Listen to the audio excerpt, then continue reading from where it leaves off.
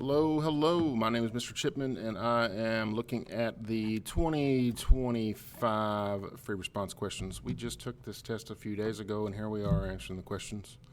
Seems like I was just doing 2024. We already did question number 1. Hopefully you watched that video. If you didn't, you should.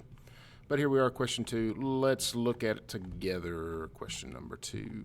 This one wasn't too bad, I didn't think. The graph is a little weird, though. Let's talk about it. Many insects rely on pheromones, chemical signals, that are released by females to find mating partners. Scientists hypothesize that in a certain type of moth, the behavior of male moths in response to pheromones is regulated by extracellular signaling molecule 20E. Many receptors are embedded in the plasma membrane. Describe the polarity of that portion of the receptor that is inside the plasma membrane. Plasma membrane, remember, is like amphipathic. You have the polar heads, the nonpolar tails, and if the receptor is inside the membrane, the receptor should be nonpolar as well. That is part A. Man, that was fast. Moving on, part B. Using the template and the space provided, construct a graph. Okay, so we know our graph needs to be constructed. I'm not going to be making the graph because I'm not sure what the sort of arrangements were, what you were given, but I'm going to talk about it, right? So this is a bar graph. Obviously, you see that from the very beginning, right? You have two things that are being compared with one another. But just like last year's exam, we have two things that are being compared with one another, and we have those two things also having two things, right? And so the way that I would do this, there's a couple things here. I'm going to state what I think and then what maybe could be. All right, so what I would do is I would have my y-axis be the percent of total time, right? And then maybe on the other y-axis, I would have percent of general activity. So sort of like a 2y thing, right? And that then they will both be represented. And then on your x-axis, you're going to have the moths injected with saline solution and the moths injected with siRNAs that inhibit expression of gene encoding for DOP, whatever that is there, right? And then for each one of those, I would have a general activity, and then right next to it, I would have the oriented activity, right? And so saline and siRNA, and then general, which they would look at the left Y, and then oriented, which they would look at the right Y. Now, range of possibilities. It could be that they would accept a single y-axis that just had percentage, and you had 0 to 100, and you could write something like that, right? I don't know. My thought is that they're even going to want you to go a step deeper, which I think it's beyond the scope of the class, but because the percentages are so easy, 60 and 25, they could want you to do sort of a stacked, segmented sort of bar graph.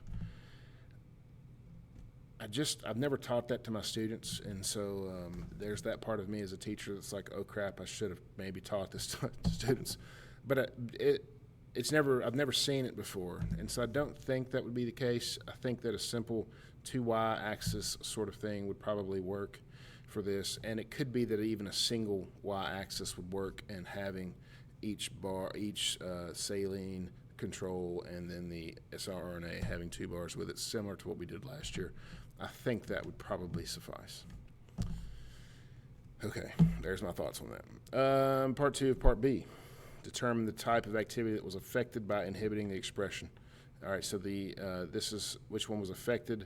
This is not affected because these two error bars are going to be within one another, right? This one is obviously affected, and so I would say the oriented activity is affected. That's what I would say for part 2 of B. C. Based on the table, identify the treatment group that is oriented, in which the oriented activity was greater than 50%. Not hard.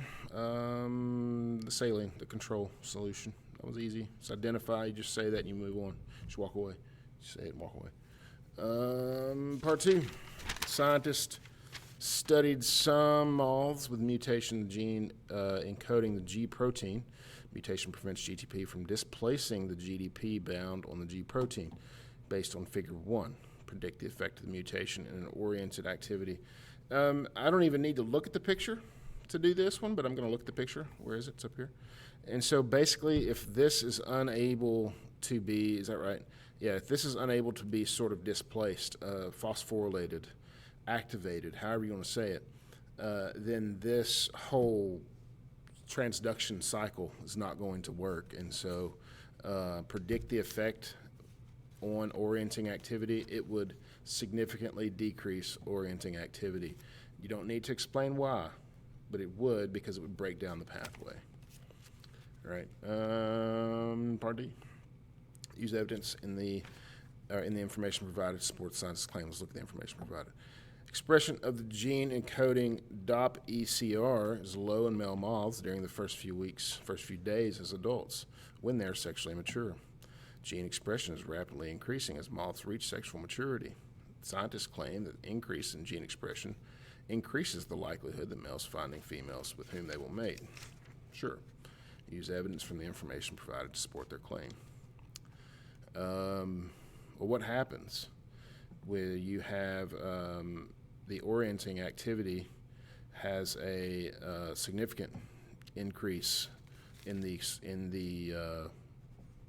control situation here, that there's a significant increase in that activity when that gene is able to be transcribed. When it is being inhibited, it's not, right? And so I would support the scientist's claim by saying that, how did I say this? The percent is higher than 50% when it's not inhibited, therefore it's going to allow that to occur, right? Based on figure 1, explain how an inhibitor in that pathway might serve as an effective chemical to crops. So what is that going to do? If you block this pathway, then what is it going to do to moth fitness? They're no longer going to be able to reproduce. Fitness is going to drop. Therefore, moth populations are going to drop. Therefore, crops are going to be able to grow. That is question 2. Not too bad. The graph was a little bit maybe, I don't know. It's going to be interesting to see when that one comes out. I'm interested to see how they solved that one. But all in all, not too difficult of a question. We are now going to be moving on to question number 3.